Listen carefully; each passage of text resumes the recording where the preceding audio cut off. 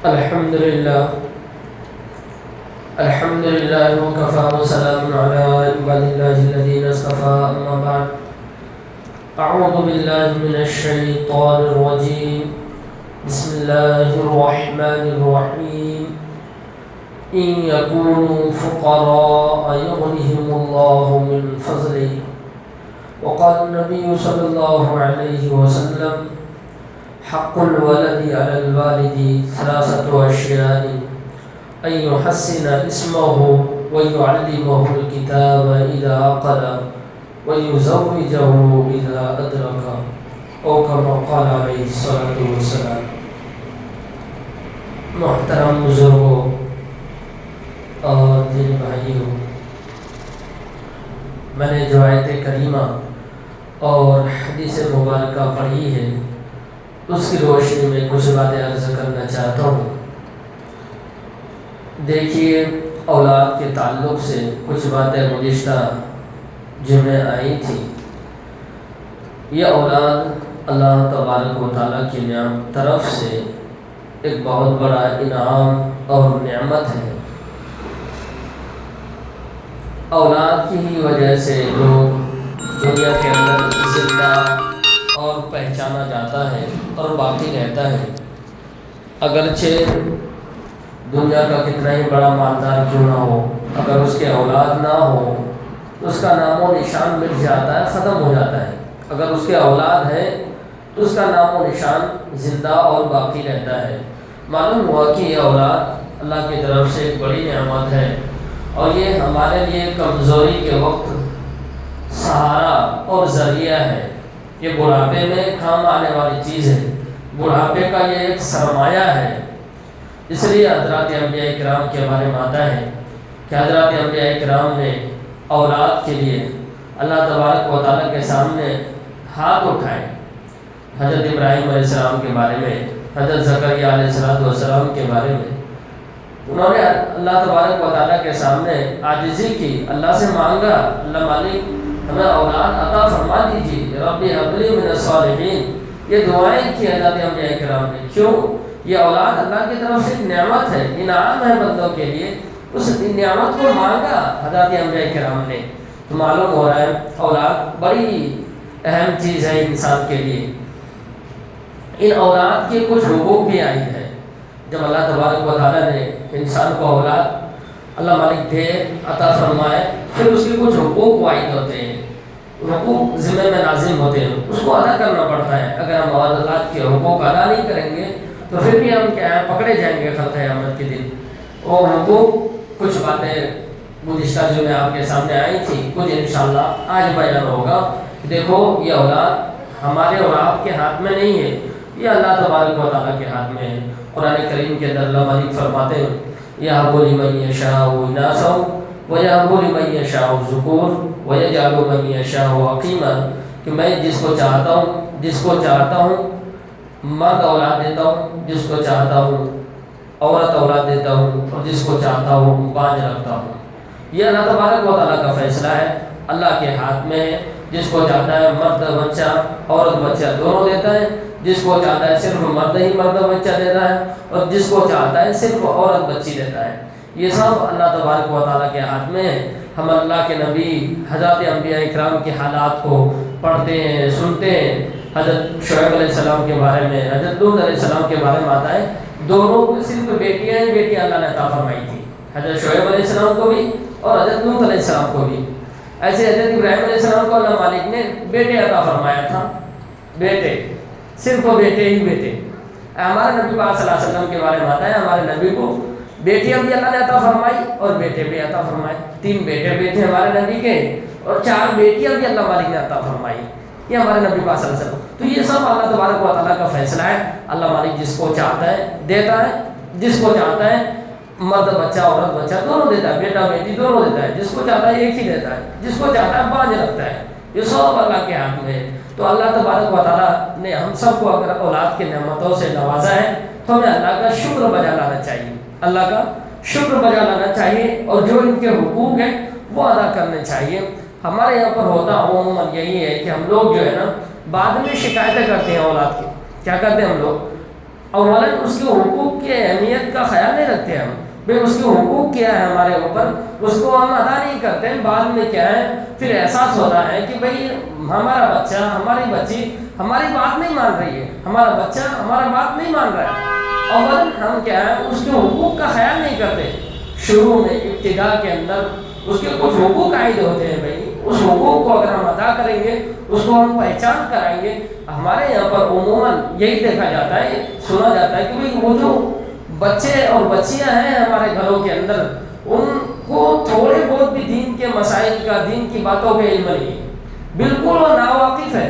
ان کو یہاں تک معلوم نہیں ہے باپ کا حق ہمارے اوپر کیا ہے، ماں کا حق ہمارے اوپر کیا ہے۔ موٹے وہ تو چھوڑو، جو موٹے موٹے بڑے بڑے مسائل ہیں نا، طہارت کے مسئلے ہیں، پاکی ناپاکی کے مسائل ہیں نا، ان کا بھی علم ان کو نہیں ہوتا ہے۔ طہارت کرنا کیسا ہے، صفائی کا مسئلہ کیا ہے، کب آدمی ناپاک ہوتا ہے، پاک ہونے کا طریقے کیا ہے، وہ تک بچوں کو نہیں معلوم ہے۔ بڑے بڑے بچے ہو گئے، ہمارے شادی شدہ بچے ہو گئے، ان کو وہ تک مسائل معلوم نہیں۔ محرم غیر محرم کا فرق ہی نہیں معلوم اس کو ہے۔ محرم کہتے کس کو، غیر محرم کس کو کہتے ہیں، کس سے پردہ ہے کس سے نہیں ہے پردہ، نہیں معلوم ان کو۔ تو بڑے بڑے مسائل جو ہے بھئی ان کو معلوم ہی نہیں ہے باپ ہے کون، ماں ہے کون، باپ کے حقوق کیا، حدیث کے اندر باپ کے بارے میں کیا تاکید کی گئی ہے، نبی نے کیا بتایا حدیث کے اندر باپ کے بارے میں، باپ کیا چیز ہے، انہوں نے آپ کے لیے کیا کیا ہے، کس طرح اس کا احترام کرنا ہے، کس طرح اس کی قدر کرنا، نہیں معلوم بچوں کو، نہیں معلوم ہے بچوں کو نہیں معلوم ہے بھئی ماں باپ کا حق کیا ہے، ان کی قدر کیسے کرنی ہے، ان کی خدمت کیسے کرنی ہے، وہ معلوم ہی نہیں اس کو۔ اب آپ بعد میں آپ شکایت کریں گے تو کیا ہے، وہ بچوں کا قصور نہیں، ہمارا قصور ہے۔ ہم نے اور آپ نے جو ہے نا بچوں کو بتایا نہیں باپ ہوتا کیا ہے، ماں ہوتی کیا ہے، اس کے حقوق کا خیال نہیں رکھا۔ بعد میں شکایت کرنے سے کوئی فائدہ نہیں، بعد میں شکایت کرنے سے، کیونکہ وہ ہمارا قصور ہے۔ کیا ہے وہ ہمارا قصور ہے۔ تو میں یہ عرض کر رہا تھا، اللہ تبارک و تعالیٰ کی طرف سے اولاد ایک نعمت ہے، اس نعمت پر اللہ کا شکر بھی بجا لانا ہے، اور جو اس نعمت کا حق ہے نا اس حق کو ادا کرنا ہے ہمیں۔ اگر ہم حقوق کا خیال نہیں کرتے ہیں نا، کل قیامت کے دن ہماری پکڑ ہوگی، اس کی نہیں، پہلے ہماری ہوگی، اس کی تو ہوگی بعد میں، پہلے تو ہم قصوروار ہیں کہ بھئی ہم اس کے حقوق کو ادا نہیں کر رہے، ہم قصوروار ہیں ہم، اس کے بعد وہ قصوروار ہے کہ اس نے باپ کو باپ کیوں نہیں سمجھا، اس نے باپ کے حق کو کیوں نہیں ادا کیا۔ پہلے تو ہم ہی قصوروار ہیں، ہم نے اس کو بتایا نہیں، ہم نے اس کو معلوم کرنے کی کوشش ہی نہیں کی کہ باپ ہوتا کیا، ماں ہوتی کیا ہے۔ تو میں یہ عرض کر رہا تھا، اولاد اللہ کی طرف سے ایک نعمت ہے، اس نعمت اللہ مالک اگر آپ کو یہ نعمتوں سے نوازے تو جو اس کے حقوق عائد ہوتے ہیں نا اس کو ادا کرنے چاہیے۔ گزشتہ جو میں کچھ باتیں آئی تھی کہ پہلا حق اس کا یہ ہے کہ اولاد کے لیے باپ کی ذمہ داری اولاد پیدا ہونے سے پہلے عائد ہوتا ہے لوگوں کے اوپر۔ کب؟ ابھی اولاد آئی نہیں دنیا میں، ابھی بچہ پیدا ہوا نہیں، کیا اس کا حق پہلے سے ہی شروع ہوتا ہے۔ کب سے؟ کیا پہلے ہی جب شادی کا وقت آتا ہے نا، جب ہی باپ کی ذمہ داری میں یہ لازم ہے کہ باپ ایسی عورت سے شادی کرے، ایسی بچی سے شادی کرے اپنی کہ جو نیک اور دیندار ہو، تاکہ اس بچے کو اچھی گود نصیب ہو۔ وہ دودھ پیے تو باپ پردہ عورت کا دودھ پیے، اخلاق اور کردار والی عورت کا، سیرت و کردار والی عورت کا دودھ پیے تو اس کا اثر اس کے اوپر ہوگا۔ تو پہلا حق یہی ہے۔ دوسرا حق بتایا تھا کہ بچے کا اچھا سا نام رکھا جائے، اور تیسرا حق آپ کے سامنے یہ آیا تھا کہ بچوں کو تعلیم سے آراستہ کیا جائے، ان کو تعلیم سکھایا جائے۔ تعلیم سے مراد یہاں پر یہ دنیا کی تعلیم نہیں ہے، دنیاوی تعلیم نہیں ہے کہ باپ کی ذمہ داری میں لازم کر دیا جائے کہ باپ جو ہے نا کروڑوں روپے خرچ کر کے، لاکھوں روپے خرچ کر کے اس کو ڈاکٹر بنائے۔ یہ باپ کی ذمہ داری میں فرض نہیں ہے۔ باپ کے ذمے صرف اتنا لازم ہے کہ باپ جو ہے نا وہ شریعت کا علم اس کو سکھلائے۔ باپ کے ذمے صرف اتنا فرض ہے کہ باپ بچوں کو شریعت کے علم کے بارے میں بتائیں، باقی دنیا کی تعلیم دلانا یہ باپ کی ذمہ داری میں لازم نہیں ہے۔ اگر بنا دے رہا ہے، پڑھا دے رہا ہے، یہ اس کی طرف سے، باپ کی طرف سے احسان ہے، مستحب کام ہے، جائز ہے۔ آپ بنائیں اپنے بچوں کو ڈاکٹر، آپ انجینئر بنائیں، آپ بڑے آدمی اس کو بنائیں، یہ باپ کی ذمہ طرف سے یہ احسان ہے بچوں کے اوپر، باقی باپ کے اوپر فرض نہیں ہے۔ کل قیامت کے دن اگر ہم اور آپ اپنے بچوں کو نہیں پڑھاتے ہیں بڑی بڑی پڑھائی تو کل قیامت کے دن اللہ نہیں پوچھے گا کہ آپ نے اپنے بچوں کو ڈاکٹر کیوں نہیں بنایا, آپ نے اپنے بچوں کو انجینئر کیوں نہیں بنایا, نہیں پوچھے گا اللہ مالک. اللہ سوال کرے گا تو اسی چیز کے متعلق سوال کرے گا کہ آپ نے اپنے بچوں کو دین کا علم کیوں نہیں سکھایا, آپ نے اپنے بچوں کو دین کا علم کیوں نہیں سکھایا. تو بچوں کو ابھی سے ہمیں کیا ہے, اعلیٰ اخلاق سکھانا ہے, عمدہ اخلاق سکھانا ہے.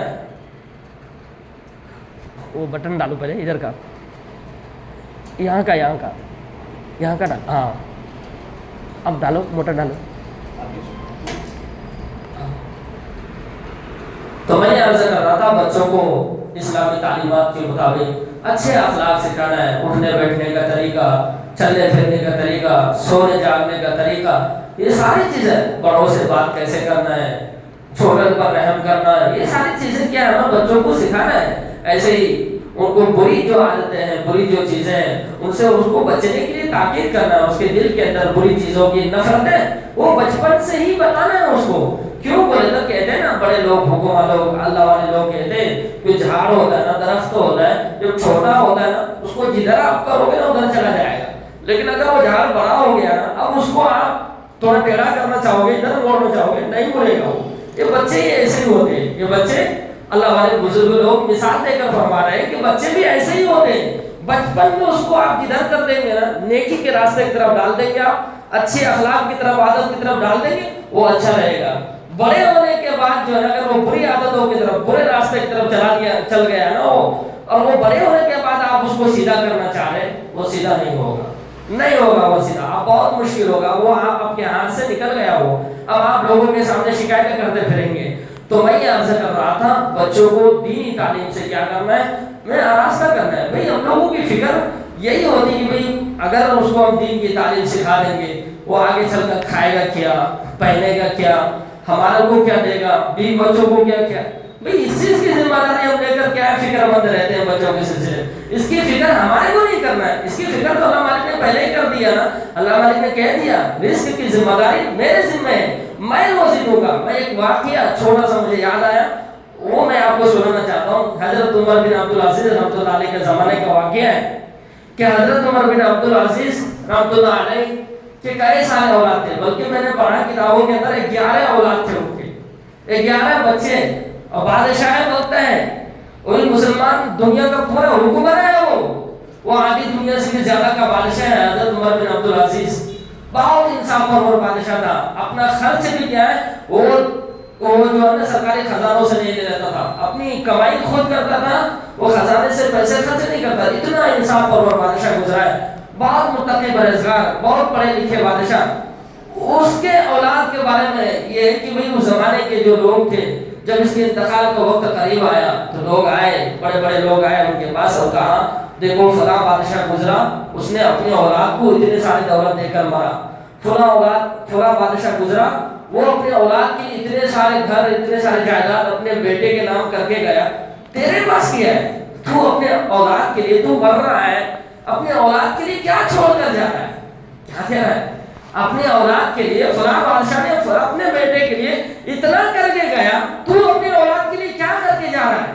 حضرت عمر بن عبدالعزیز رحمۃ اللہ علیہ نے ان تمام حضرات کو جواب دیا, دیکھو میری ذمہ داری میں یہ تھا کہ بچوں کو نیک متقی پرہیزگار بنا دینا, اس کو دین کا علم اور شریعت کا علم سکھا دینا, یہ میری ذمہ داری میں تھا, وہ میں نے ذمہ داری پوری کر لی. حضرت نے فرمایا, بادشاہ سلامت نے کہا میرے ذمہ داری میں تھا بچوں کو نیک بنانا, متقی بنانا. اللہ مالک فرما رہا ہے الا ان اولیاء اللہ, یہ جو بزرگ لوگ ہوتے ہیں, اللہ والے ہوتے ہیں, متقی ہوتا ہے, پرہیزگار ہوتا ہے, اللہ مالک اس کا دوست ہوتا ہے, اور دوست ایک دوست کو بھوکا نہیں رکھ سکتا. تو میں نے سارے اولاد کو, اپنے سارے بیٹوں کو نیک بنا دیا. میں نے کیا بنا دیا, بس یہی ان کے لیے کیا دولت ہے, یہی چھوڑ کر میں جا رہا ہوں, باقی اس کے نام سے کوئی جائیداد نہیں ہے ہماری طرف سے. اگر یہ نیک ہے تو اللہ مالک اس کو کھلائے گا, اور اگر یہ برا ہے, اگر یہ برا بن گیا میرے جانے کے بعد, تو اس کو اللہ مالک ہلاک کر برباد کر دے گا. کیا کرے گا, بس یہ میں کر کے جا رہا ہوں. چنانچہ حضرت عمر بن عبدالعزیز رحمۃ اللہ علیہ دنیا سے چلے گئے, بادشاہ سلامت دنیا سے چلے گئے, گزر گئے. اب اس کے بعد جو خلیفہ بنا, بادشاہ بنا, اب اس کو ضرورت محسوس ہوئی کہ بھئی یہ 11 جو صوبے ہیں وہ سارے صوبوں کا گورنر سی ایم جو بنایا جائے ایسے امانت دار آدمی کو بنایا جائے جو پڑھا لکھا بھی ہو, امانت دار بھی ہو, متقی پرہیزگار آدمی ہو. اب کہہ رہے ہیں حضرت عمر بن عبدالعزیز رحمۃ اللہ علیہ کے بیٹے سے زیادہ متقی پرہیزگار پورے جتنے پر ان کی حکومت تھی کہیں بھی نہیں ملا. وہ 11 کے 11 بیٹے جو حضرت عمر بن عبدالعزیز رحمۃ اللہ علیہ کے تھے وہ سارے بیٹوں کو ایک ایک صوبے کا گورنر بنا دیا بادشاہ. دیکھو کچھ بھی چھوڑ کر نہیں گئے. کیا بنایا؟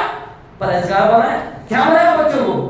تو ہمیں اور آپ کے لیے بھی یہی نصیحت ہے کہ ہم اور آپ جو ہے نا اپنے بچوں کو متقی پرہیزگار بنا دیں. باقی ان کی روزی کی ذمہ داری ہم فکر کر کے نام بھریں کہ بھئی ہمارے بچے کھائیں گے کیا, ہم اس کے نام سے کیا ہے زمین نہیں بنائیں گے, ہم اس کے نام سے گھر نہیں بنا کر دیں گے. وہ گھر کیسے بنا لے گا, وہ گاڑیاں کیسے خریدے گا, وہ کیسے زندگی گزارے گا, اپنا خود کیا کھائے گا, بچوں کو کیا کھلائے گا, بیوی کو کیا کھلائے گا. یہ ہمیں فکر کرنے کی ضرورت نہیں ہے. ہماری فکر کی چیز یہ ہے کہ ہم اپنی اولاد کو نیک بنائیں, ہم اپنے اولاد کو دین کا علم سکھا کر جائیں. یہ ہماری ذمہ داری میں, یہ ہمارے اوپر فرض ہے کہ ہم اپنے اولاد کو دین کا علم سکھائیں, ان کو اچھے اخلاق سکھائیں, اچھے کردار سکھائیں, اسلامی طریقے کے مطابق اس کو زندگی گزارنا سکھائیں. یہ ہمارے اوپر فرض ہوتا ہے. باقی اس کو دنیا کی تعلیم دلانا یہ باپ کی ذمہ داری میں لازم اور فرض نہیں ہے. ہم لوگ یہ سمجھتے ہیں, عام طور پر ہم لوگ یہ سمجھتے ہیں کہ بچوں کو قرآن پڑھا دیا جائے, وہ چاہے کچھ بھی نہ معلوم ہو اس کو, بس قرآن پڑھ لیا نا بس ہو گیا دین کا علم. کیا ہو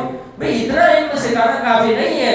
ایسے علم تو بہت سارے لوگ پڑھے ہوئے اتنے. کیا وہ اپنے بیوی کے حق کو, بچوں کے حقوق کو, پڑوسیوں کے حقوق کو, ماں باپ کے حقوق کو ادا کر رہے؟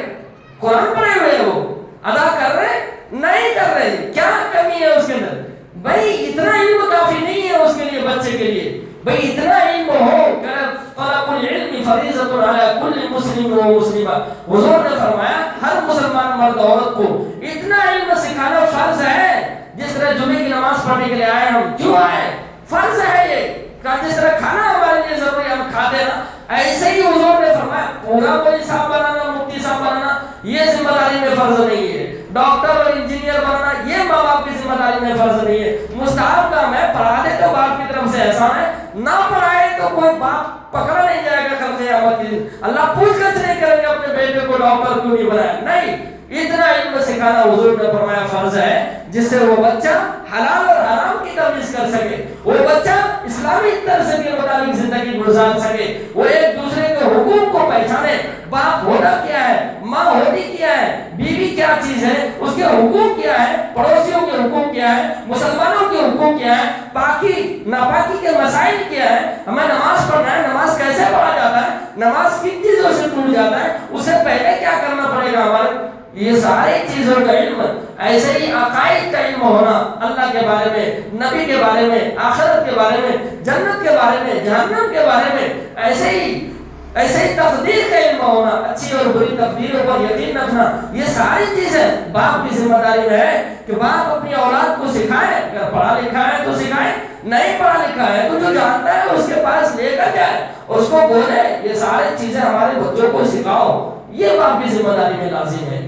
اور میں یہ عرض کر رہا تھا دوسرا حق یہ ہے بھئی ہم لوگ جو ہے نا تعلیم کے سلسلے میں جو ہے نا بہت غفلت برتتے ہیں اور بعد میں شکایت کرتے ہیں بہو بات نہیں مان رہی ہے, بیٹا جو ہے نا ہمارے حقوق کو ادا نہیں کر رہا ہے. بھئی بیٹا کیسے آپ کے حق کو ادا کرے گا؟ بیٹے کو معلوم ہی نہیں تو باپ ہے, اس کو معلوم ہی نہیں. حدیث کے اندر, قرآن کے اندر اللہ نے کیا فرمایا باپ کے ساتھ کیسا سلوک کرنا ہے, کیسے اس کے حقوق کو ادا کرنا ہے, کتنا مرتبہ مقام اور مرتبہ ہے بیٹے کے نزدیک باپ کا. جب معلوم ہی نہیں ہے تو وہ حق کیسے ادا کرے گا؟ تو میں یہ عرض کر رہا تھا دوسرا اور تیسرا حق بچے کا یہی ہے کہ اس کو دین کا علم سکھایا جائے, دین کی تعلیم سکھایا جائے. یہ جو دنیا کی تعلیم ہے نا یہ پڑھائی نہیں ہے, یہ تعلیم نہیں ہے. بھئی زبان سیکھ لینے سے آدمی انسان نہیں بن جاتا ہے. یہ تو ایک زبان ہے, انگریزی زبان. یہ کیا ہے؟ یہ تعلیم نہیں ہے, یہ ایک فن ہے.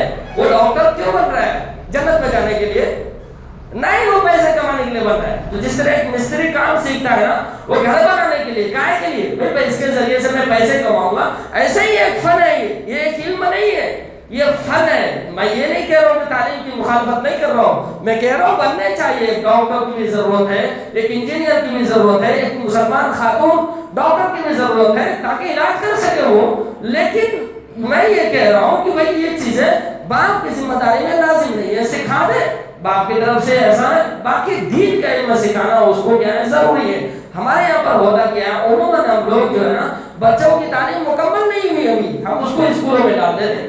بھئی دین کے بنیادی تعلیم جو ہے نا پہلے یا تو کوشش یہی کرنا ہے کہ ہمیں ایسے اسکولوں کے اندر بچوں کو پڑھائیں جس کا ماحول ٹھیک ٹھاک ہو، اچھا ہو، اسلامی طرز کے مطابق ہو، ایسے اسکولوں میں پڑھائیں۔ ورنہ تو بنیادی سے ماحول کا اثر جو ہے نا وہ لازمی ہے، فرض ہے۔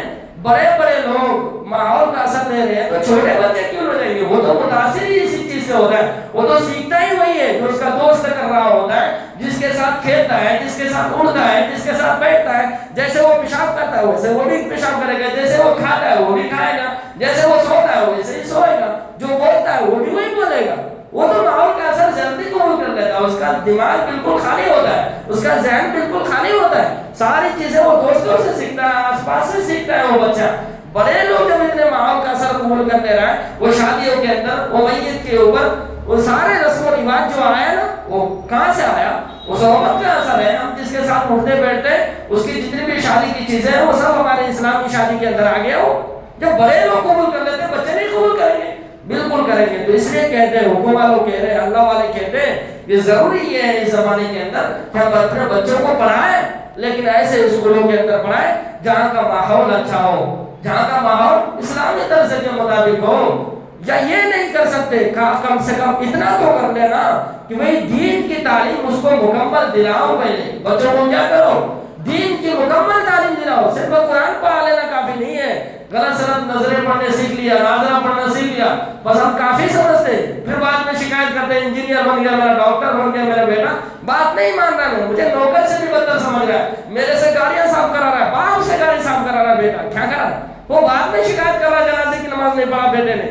میں اس کو سکھایا کہاں تم نے؟ پڑھایا کہاں اس کو جنازے کی نماز پڑھنے سکھایا نہیں، اس کو بتایا نہیں باپ کیا ہوتا ہے، وہ تو نوکر سمجھے گا ہی، اس کی کار صاف کرے گا ہی، پھر کیا کرے گا؟ کہتا نہیں ایک واقعہ میں بہت پہلے میں نے ایک جگہ پر پڑھا تھا کہ بھئی ایک ماں نے، باپ نے جو ہے اپنے بیٹے کو بڑی محنت کر کے پڑھایا گیا ہے، بڑی محنتوں سے اس کو پڑھانے کے بعد کہہ رہا وہ بیٹا جو ہے نا وہ باہر ملک چلا گیا ہے، باپ کا انتقال ہو گیا ہے، ماں تھی بیچاری، اس سے پہلے کبھی واقعہ کہہ رہا باپ ایک مرتبہ کہہ رہا ہے جو ہے نا اس کو چھوڑنے کے لیے، بیٹے کو چھوڑنے کے لیے آیا ایئرپورٹ تک، کہہ رہا چھوڑنے کے لیے آیا بیٹے کو، تو لوگوں نے پوچھا کہ یہ بڑھا کون ہے؟ یہ دیہاتی لوگ ہیں لنگی کے اندر اور اس دیہاتی انداز کے اندر، بڑے لوگ اس زمانے کے ایسے ہی رہتے تھے۔ کہہ رہا ہے کہا یہ ہے کون؟ کہا یہ میرا نوکر ہے۔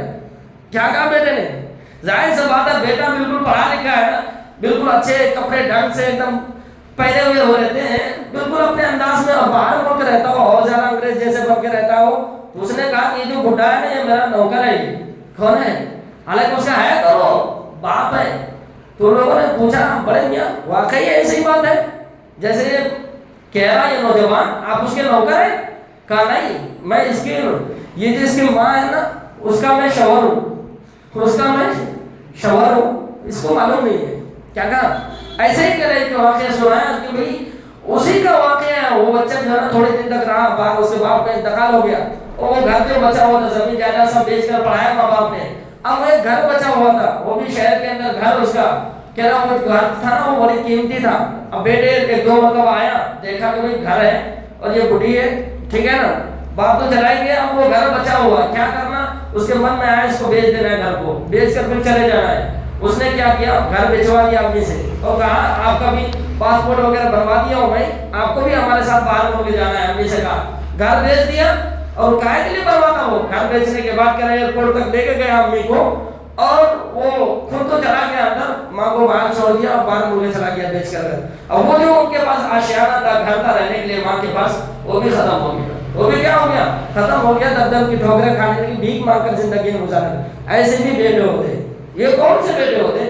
وہی ہوتے ہیں کہ ہماری غلطی ہے، ماں باپ کی غلطی ہے، اس کو ماں سمجھ میں نہیں آیا، اس کو باپ سمجھ میں نہیں آیا، پڑھائے نہیں ہم نے دین، بعد میں شکایت کرتے ہیں ہمارے بچے چلے گئے، ہمارے کو چھوڑ کے چلے گئے، ہمارے حق کو ادا نہیں کرتا ہے۔ بھائی ہم نے اس کے حقوق کا خیال نہیں کیا، اس کو سمجھایا نہیں، اس کو پڑھایا نہیں، اس کو دین کا علم سکھایا نہیں، قرآن پڑھا دیا بس کہتے ہو گیا، نہیں ہو گیا نہیں، شریعت کا اتنا علم سکھانا اس کو جس کے ذریعے وہ حلال اور حرام کی تمیز کر سکے، یہ باپ کی ذمہ داری اور فرض ہے اس کو سکھائے۔ حقوق کا علم سکھائیں اس کو، باپ کا حق کیا ہوتا ہے، ماں کا حق کیا ہوتا ہے، بیوی کا حقوق کیا ہے، شادی کرے گا آگے چل کر وہ خود باپ بنے گا، وہ پھر ان کے اولاد کے حقوق کیا ہوں گے اس کے اوپر، یہ سکھانا آپ کے ذمہ، ہمارے ذمہ یہ فرض ہے، یہ کیا ہے، فرض ہے باپ کی ذمہ، باقی دنیا کی تعلیم دلانا یہ ماں باپ کی ذمہ داری میں لازم اور ضروری ہے۔ تیسرا حق، چوتھا حق جو بتایا حضور پاک صلی اللہ علیہ وسلم نے، وہ یزوجہ یاد رکھا، جب بچہ بالغ ہو جائے نا، جوان ہو جائے نا، اس کی شادی کر دی جائے، جب بچہ جوان ہو جائے تو اس کی کیا کر دی جائے، شادی کر دی جائے۔ اس حق کے اندر تو اور زیادہ غفلت ہوتی ہے، پڑھانے کے سلسلے میں تو تھوڑا بہت پڑھا بھی دیتے ہیں ہم دین کا علم، لیکن یہ جو چوتھا حق ہے نا جس کو حضور نے فرمایا جب بچہ جوان ہو جائے نا اس کی شادی کر دی جائے، اس حق کے اندر سب سے زیادہ کوتاہی اور غفلت برتتے ہیں ماں باپ، جس کا نتیجہ یہ ہوتا ہے بچے شادی کی عمر تک، وہ جب ہم شادی کا وقت آتا ہے نا بچے کا، وہ شادی کے قابل ہی نہیں رہتا ہے، وہ اتنی زندگی آپ نے وہ برباد کر دیتا ہے تنہائیوں کے اندر، ایسے اپنی جسم کو برباد کر دیتا ہے۔ بھائی ظاہر سے بات ہے دنیا بھر کی غلاظتیں اور گندگیاں، یہ جو موبائل اب آ رہا ہے نا، یہ نیٹ کا زمانہ ہے نا، کہتے ہیں نا نیٹ کے معنی تھا جال کا، وہ بڑے بڑے لوگ پھنس چکے ہیں اس کے اندر، یہ بچے کیوں نہیں پھنسیں گے؟ اس کے ذہن جو ہے نا، دماغ جو ہے نا کمزور ہوتا ہے، بچے 15 سال کی عمر کے بعد 18 سال 17 سال کی جو عمر ہوتی ہے نا بچوں کی بچیوں کی، وہ زیادہ ہوتی ہے کہ وہ گناہوں کے راستے پر جانے کا، اس وقت شیطان اس کے پیچھے لگا رہتا ہے، اور وہ عین جوانی کے موقع میں رہتا ہے نا، اس وقت شیطان زیادہ حملہ کرتا ہے نوجوانوں کے اوپر، زیادہ حملہ کرتا ہے بچیوں کے اوپر، اور رات کی تنہائیاں اور 11-10 بجے رات تک وہ گھومتے پھرتے رہتا ہے۔ یہ غفلت ماں باپ کی طرف سے ہو رہی ہے کہ اس کی شادی نہیں کرے جائے۔ دیکھو اگر اللہ تبارک و تعالیٰ انسانوں کا خالق ہے، مالک ہے، انسانوں کو بنانے والا ہے، ان کی فطرت کو، ان کی عادت اخلاق، وہ سارے چیزوں کو جانتا ہے، اس لیے ہم کہتے ہیں نا کہ اسلام کے جتنے بھی قوانین ہیں، وہ چاہے چوری کے متعلق ہو، زنا کے متعلق ہو، وہ جتنے بھی قانون ہیں اسلام کے، وہ سب انسان کی فطرت کے مطابق ہے۔ اگر وہ سارے قانون جو اسلام کے اور قرآن کے قانون ہیں نا، وہ سب لاگو کر دیا جانے، ایک بھی زنا نہیں ہوگا ملک کے اندر، ایک بھی بچیوں کی زندگیاں نہیں برباد کی جائے گی، ایک بھی چوری نہیں ہوگا، ساری دکانیں کھلی رہیں گی راتوں کے اندر بھی، یہ جو ہو رہا ہے نا وہ سب عین فطرت کے مطابق ہے۔ اس لیے اللہ تبارک و تعالیٰ نے انسانوں کے لیے جو ہے نا جو قانون متعین کیا ہے، شادی کی جو تاریخ قرآن کے اندر، حدیث کے اندر اللہ کے نبی علیہ السلام نے بچوں کی شادی کے سلسلے میں جو ماں باپ کو ترغیب دی ہے نا، وہ انسان کی فطرت کے مطابق ہے، وہ صحیح ہے۔ معاشرے جبھی پاک ہوگا جب بچوں کی کیا ہے شادی کر دی جائے، عین اسی وقت شادی کر دی جائے جب اس کی عمر شادی کی ہوتی ہے۔ اگر تاخیر کریں گے نا تو ہم اور آپ گنہگار ہوں گے۔ حضرت علی رضی اللہ عنہ سے روایت ہے کہ 3 چیزوں کے اندر جلدی کرو، کہ جب نماز کا وقت آ جائے نا جلدی نماز پڑھ لو، کیا کرو؟ ایسے ہی حضرت علی رضی اللہ عنہ نے فرمایا جب بچے جوان ہو جائے نا اس کی شادی کر دی جائے، جب بچے جوان ہو جائے نا اس کی شادی کر دی جائے۔ ایسے جب جنازہ تیار ہو جائے نا، تدفین جب میت ہو جائے نا، مر جائے نا کوئی، جلدی کرو، کیا کرو؟ تدفین وغیرہ میں جلدی کرو۔ یہ حضرت علی رضی اللہ عنہ فرماتے ہیں تو بڑے بڑے جو قول ہے وہ یوں ہی نہیں ہے، وہ حالات کو دیکھ کر ہے، اسی زمانے کے لیے ہے کہ بھئی وقت پر ہر چیز نہیں ہو رہا ہے ہمارا، ہم سوتے بھی وقت پر نہیں ہیں، کھاتے بھی وقت پر نہیں ہیں، کوئی سے بھی کام وقت پر نہیں کر رہے ہیں ہم۔ اس کی وجہ سے کیا ہو رہا ہے؟ اب ڈاکٹروں کو بتاؤ، حکیم لوگوں کو چیک کراؤ، وہ بتائے کہ بھئی وقت پر نہ کھانے کی وجہ سے اتنی ساری بیماریاں تمہارے جسم میں ہے۔ کیا کہہ رہا ہے؟ وقت پر نہ سونے کی وجہ سے۔ اب دیکھ لو نوجوانوں کے حالات کو، دیکھ لو حال پڑھو نوجوانوں کا، وہ 12-1 بجے رات میں سو رہے اور ان کی صبح جو ہو رہی 12 بجے دن میں ہو رہے، وہ 12 بجے اٹھ رہے، 10 بجے اٹھ رہے، 8 بجے سو کر اٹھ رہے ہو، نہ وقت پر کھا رہا ہے نہ وقت پر سو رہا ہے، اس کی وجہ سے ہزاروں بیماریاں ہو رہی ہیں۔ ابھی اس جوانی کے موقع، ابھی عین جوانی کی حالت میں 20 سال کی عمر میں طرح طرح کی بیماریوں کا شکار ہو جا رہا ہے۔ کس وجہ سے ہو رہا ہے؟ وقت پر نہ کھانے کی وجہ سے، وقت پر نہ سونے کی وجہ سے۔ ایسے ہی وہی دنیا کے اعتبار سے ہم دیکھیں گے، وقت پر اگر ہم کسی کا کام کر رہے، کسی کے یہاں پر کام کر رہے، وقت پر نہ جائیں، ہم کیا کرے گا؟ وہ چھٹی کر دے گا ہماری، کیا کر دے گا وہ؟ چھٹی۔ بھئی اسی طرح جو ہر چیز کا ایک وقت طے ہے، ہر چیز کا ایک وقت ہوتا ہے، کھانے کا وقت ہے، سونے کا جو وقت ہے، اسی وقت میں کھانا ہے، اسی وقت میں ہمارے کو سونا ہے۔ اگر بے وقت سوئیں گے تو خرابی لازم آئے گا۔ اسی طرح ہمارے اور آپ کی جو بچے ہیں نا، اس کی شادی کا جو ہے ایک عمر ہے، اس عمر کے اندر ہم شادی کر دیں گے تو یہ وقت کے اندر کام ہوگا. اگر وقت کے بعد شادی کریں گے تو پھر یہی خرابیاں لازم آئیں گے. آج جو ہو رہا ہے معاشرے کے اندر, بہت سارے نوجوان تو اس عمر تک پہنچ چکے ہوتے ماں باپ کو خبر ہی نہیں ہوتا ہے, وہ 40 سال کی عمر کو پہنچ کے کہتے ہیں ابھی پیر پہ کھڑا نہیں ہوا. وہ کیا کہہ رہا ہے, بچہ ابھی پیر پر کھڑا ہوگا جب شادی کریں گے. 40 سال کی عمر کو پہنچ کے پیر پر کھڑا ہوتے ہوتے. بھائی آپ شادی کرا دو اور پیر پر خود ہی کھڑا ہوگا. بھائی شادی یہ پڑھائی سے مانے تھوڑی ہے کہ شادی ہو گیا وہ پڑھ نہیں سکتا, ڈاکٹر نہیں بن سکتا, انجینئر نہیں بن سکتا. پڑھ سکتا ہے بھائی شادی کے بعد بھی. شریعت کا حکم ہے کہ بھائی جب بچہ جوان ہو جائے اس کی شادی کرا دی جائے.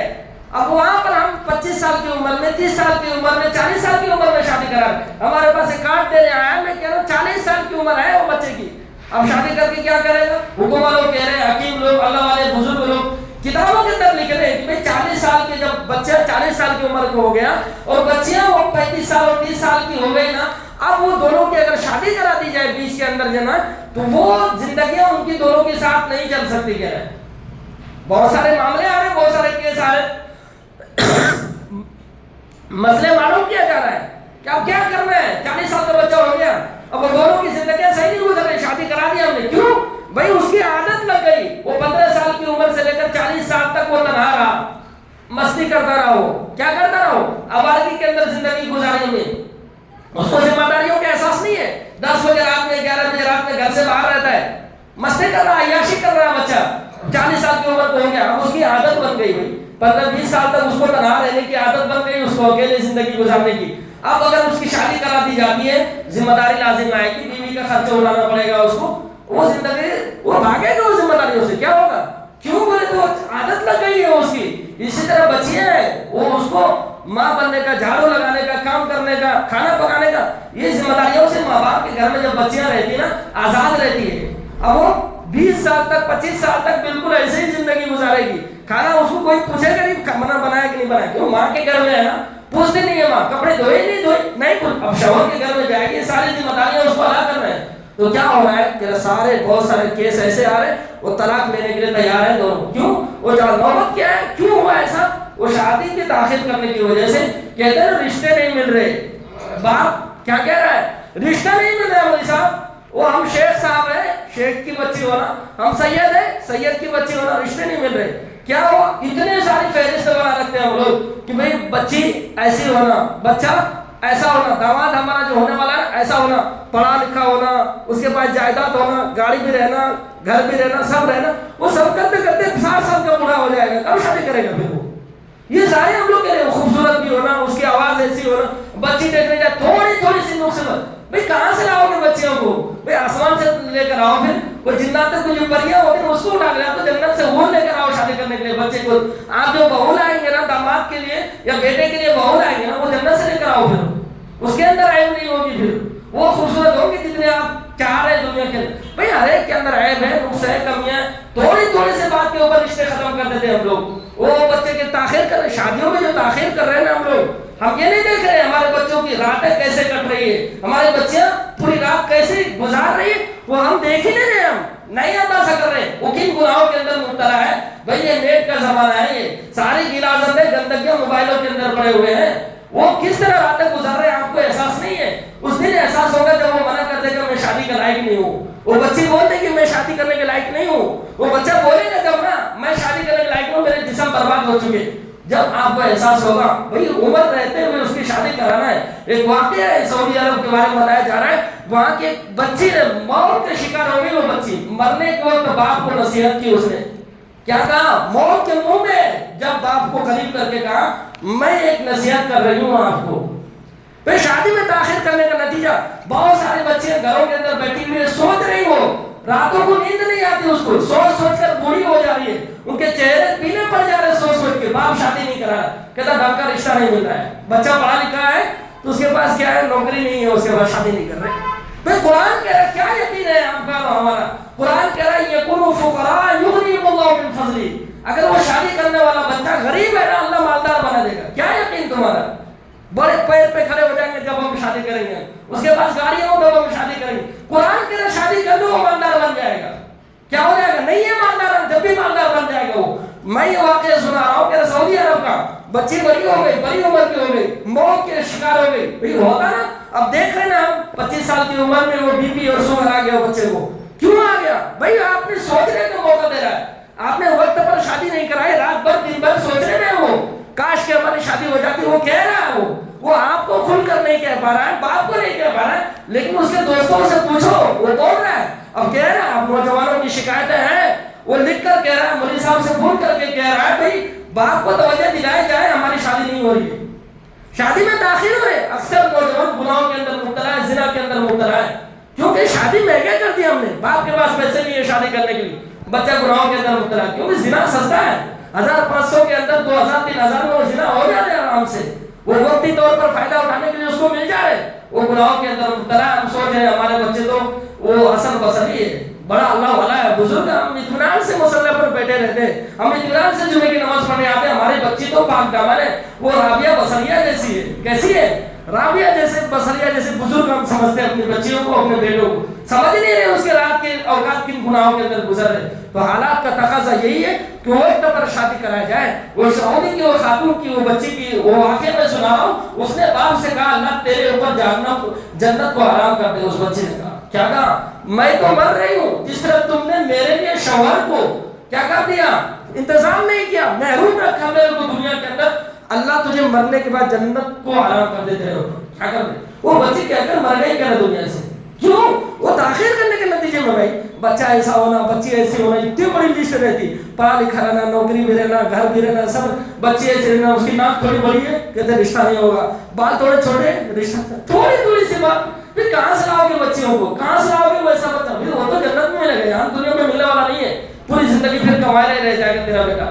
تو میں یہ عرض کر رہا تھا, اس سلسلے کے اندر والدین کو فکر مند ہونے کی ضرورت ہے. اس کی وجہ سے معاشرہ گندا ہو رہا ہے. کیا ہو رہا ہے؟ یہ ماحول اور معاشرہ پاک ہوگا ہی نہیں جب تک کہ جتنے بھی نوجوان بچے ہیں, نوجوان بچیاں ہیں, اس کی عمر پر شادی نہ کر دی جائے نا, جب تک یہ معاشرہ پاک ہونے والا ہے ہی نہیں, اور ہم سکون کے ساتھ زندگی گزارنے والے ہے ہی نہیں. کیونکہ حضور نے کہہ دیا, اگر کسی بچے اور کسی بچی کی امانت داری اور اس کے اخلاق سے آپ مطمئن ہونا, وہ رشتہ لے کر آئے, اس کا رشتہ کر دیا جائے.